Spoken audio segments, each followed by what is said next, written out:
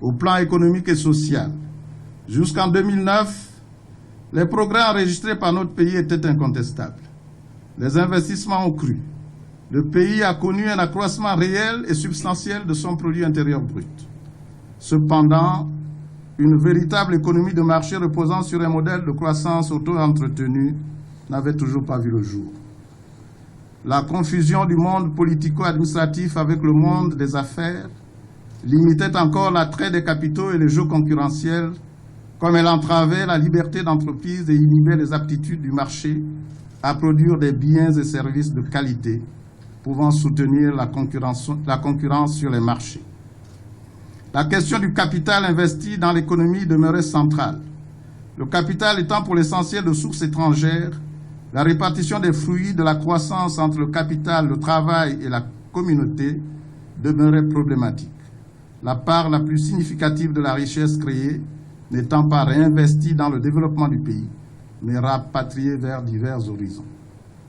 Par ailleurs, et malgré les nombreux atouts naturels et multiformes dont il a toujours disposé, notre pays présentait encore de lourdes pesanteurs pour devenir une véritable terre d'accueil des investissements directs étrangers.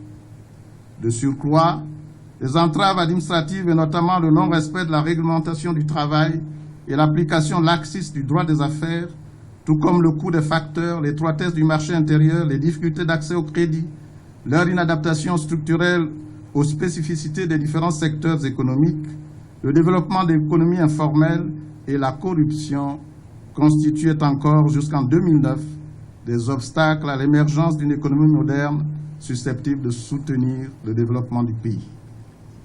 L'offre rudimentaire en infrastructures de qualité, tous secteurs confondus, tant en milieu urbain qu'en zone rurale, donnait encore à cette date la mesure du sous-développement collectif du pays, même si son potentiel le situait naturellement sur le chemin d'un développement harmonieux, durable et équitable.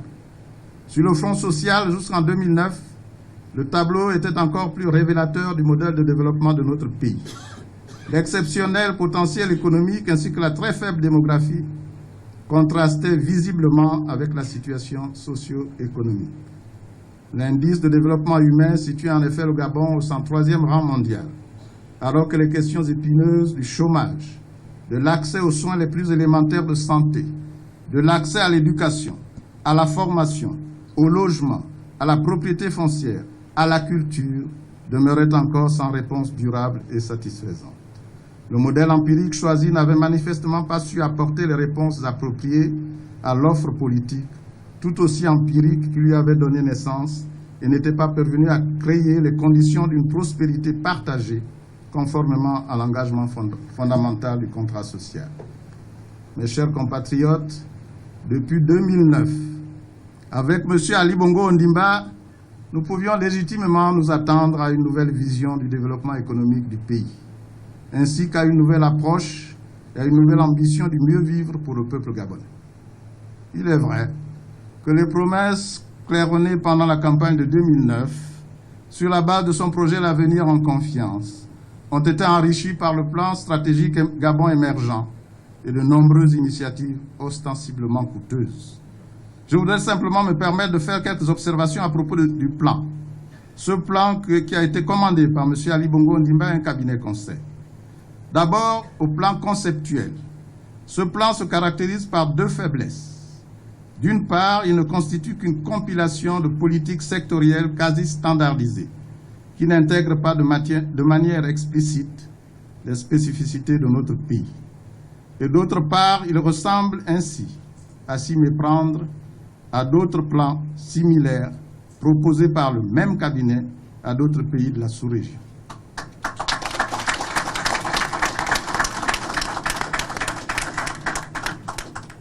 Il pêche ainsi par une absence d'originalité et d'adaptation contextuelle aux réalités locales, et il semble par ailleurs occulter la nécessaire synergie avec les préconisations stratégiques de la Commission économique et monétaire de l'Afrique centrale, CEMAC. Les actions envisagées dans ce plan sont formulées de manière très générale, et chaque action renvoie de ce fait à l'élaboration d'un projet avec pour corollaire des coûts additionnels. Au demeurant, ce plan pose apparemment un problème de cohérence. En effet, sa conception ainsi que sa réalisation ne tiennent pas compte des actions programmées en parallèle par d'autres entités institutionnelles émanant de l'État. Nous en voulons pour preuve celles prévues par exemple par l'Agence nationale des grands travaux dans le schéma directeur national des infrastructures. En outre, les programmes d'action ne comportent, même de manière sommaire, aucune définition de priorité, aucun calendrier d'exécution, aucune évaluation financière, aucune orientation en matière de financement susceptible de rendre ce plan quelque peu crédible auprès des bailleurs de fonds et autres partenaires privés ou institutionnels qui auraient pu s'y intéresser. Il n'est donc pas étonnant que des projets, comme tirés à la loterie, soient lancés sans prendre en compte les attentes prioritaires des Gabonais. Le projet de la Marina, tout comme celui envisagé dans l'enceinte de la Cité de la démocratie, sont à ce titre suffisamment éloquents. Comme l'est du reste le forum organisé récemment afin d'élaborer une stratégie pour l'industrialisation du Gabon, sans qu'ait été à tout le moins intégrée la problématique de la fourniture de l'électricité et de l'eau aux potentielles industries. Au final, beaucoup d'études ont été lancées, d'autres sont en cours, alors même que les priorités n'ont toujours pas été définies et que d'importantes sommes d'argent sont dépensées chaque année à cet effet. Même si l'honnêteté intellectuelle nous commande de noter dans le cadre strict de cette nouvelle vision le saupoudrage, ici et là, de quelques réalisations symboliques, tronçons de route, écoles militaires, ponts. Cette vision ne sert pour l'essentiel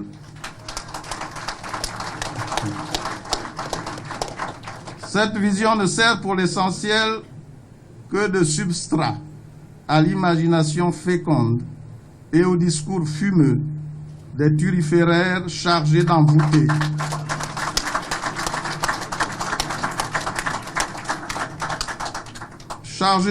le peuple gabonais d'une sublime illusion, à l'image des maquettes en 3D qui ornent désormais Libreville et d'autres localités du pays. Il est manifestement clair à propos de ce plan qu'une démarche plus rationnelle, s'inscrivant nécessairement dans un cadre de concertation approprié avec tous les acteurs qualifiés, dans une vision moins chimérique du développement du pays, et avec le souci d'une plus grande efficacité de la dépense, aurait permis de réaliser certains projets structurants prioritaires et de répondre progressivement aux attentes existentielles des Gabonais.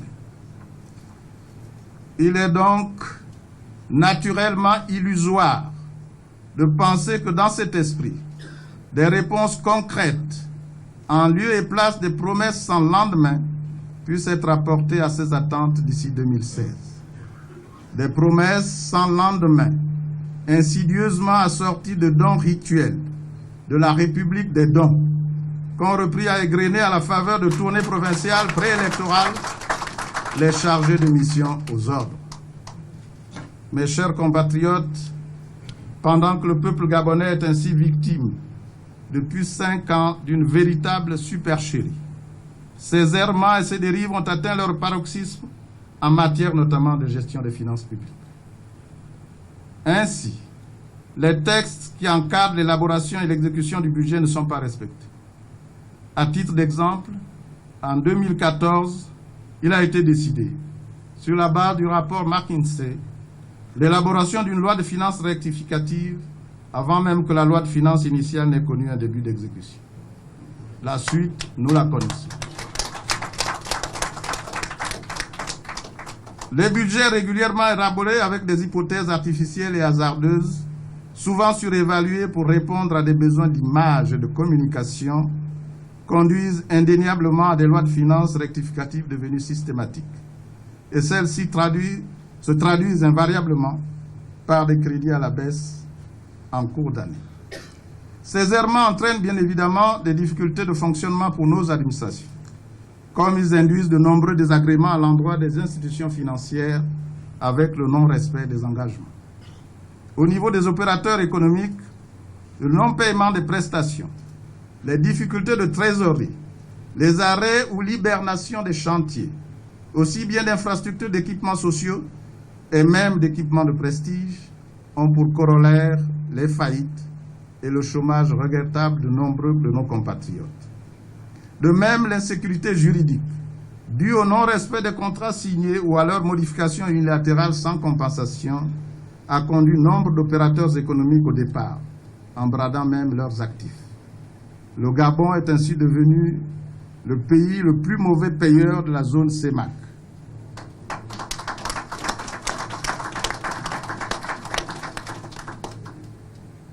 Malgré cela, il recourt de plus en plus à des emprunts dont les affectations et les utilisations réelles sont sujettes à caution. Et cette gabegie généralisée dissuade les opérateurs économiques et augmente le risque pays.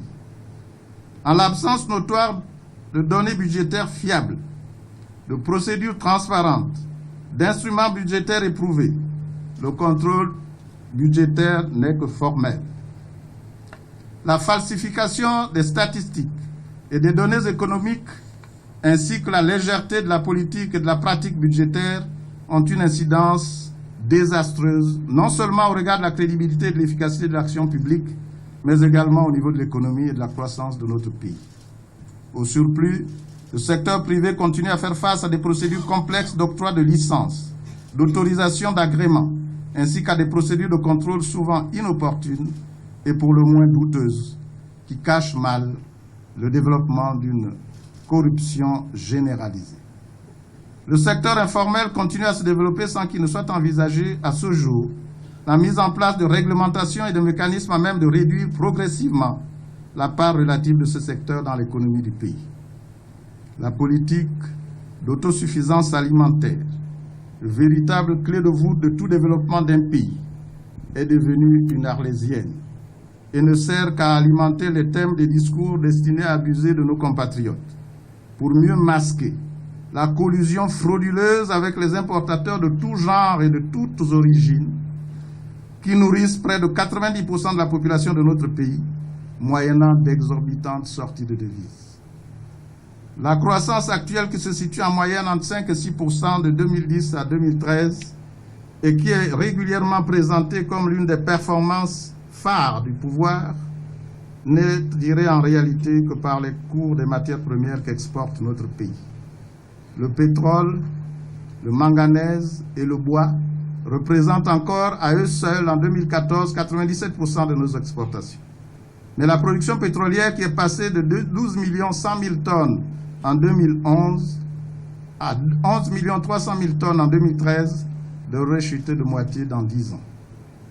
Associée aux fluctuations des cours, la chute de la production pétrolière entraînera inéluctablement à court terme et probablement à moyen et long terme une baisse significative des recettes budgétaires correspondantes s'il n'y a aucune découverte majeure d'ici là. Et depuis 5 ans, malgré quelques initiatives qui, par leur évidente impréparation et les résultats enregistrés à ce jour, donnent la nette impression de leur improvisation, les prémices rassurantes de la nécessaire diversification de notre économie, seules à même de créer plus de richesses et d'emplois à long terme, ne sont toujours pas visibles.